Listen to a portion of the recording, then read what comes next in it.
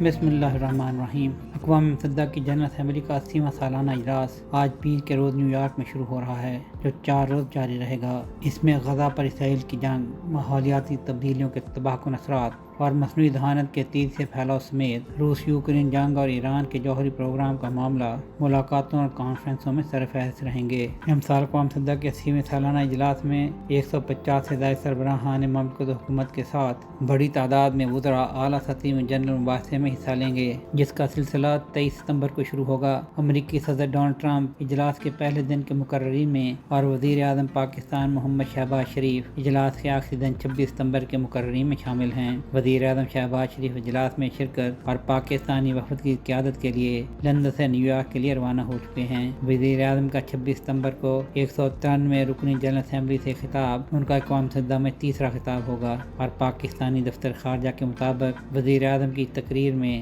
غزہ کے بحران، جموں و کشمیر میں حق خود ارادیت، ماحولیاتی تبدیلی اور دیگر عالمی امور کو اجاگر کیا جائے گا۔ اقوام متحدہ کے سالانہ اجلاس کے آغاز سے پیشتر ایک بڑی پیش رفت میں برطانیہ، کینیڈا اور آسٹریلیا نے فلسطین کی ریاست کو باضابطہ طور پر تسلیم کر لیا ہے، اور غزہ میں جنگ کے خلاف فلسطینی ریاست کی حمایت کرنے کے لیے مغربی ملکوں کی بڑھتی ہوئی تعداد میں شامل ہو گئے ہیں۔ اسی ضمن میں اقوام متحدہ کی جنرل اسمبلی کے حال میں گزشتہ ماہ منعقدہ کانفرنس فلسطین میں مسلسل قیام امن اور دو ریاستی حل کے حق میں اعلامیہ نیو یارک کے عنوان سے قرارداد کی بھاری اکثریت سے منظوری دے چکی ہے، جبکہ آج پیر کے روز ایک بار پھر سعودی عرب اور فرانس کی مشترکہ میزبانی میں فلسطین پر ایک اور کانفرنس ہونے جا رہی ہے۔ دنیا بھر میں موسمیاتی تبدیلیوں سے پیدا ہونے والے بحران کی تشویشناک رفتار اور پیمانے کا جائزہ لینے کے لیے بدھ 24 ستمبر کو ایک سربراہی اجلاس منعقد کیا جائے گا۔ اس اجلاس میں عالمی رہنما اپنے قومی موسمیاتی ایکشن پلان پیش کریں گے، جنہیں قومی سطح پر طے شدہ شراکت یا NDCs کہا جاتا ہے۔